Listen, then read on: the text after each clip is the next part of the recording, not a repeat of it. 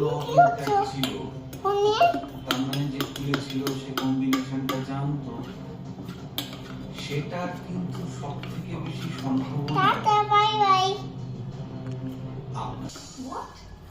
আচ্ছা, আপনারা কি ব্রিফকেস থেকে টাকাগুলো বার করে নিয়েছিলেন নাকি? हम लोग श्याम अंकलेর টাকাটাই বা নিতে যাবো কেন? জাস্টানি আঙ্কেলকে মারতেই বা যাবো কেন?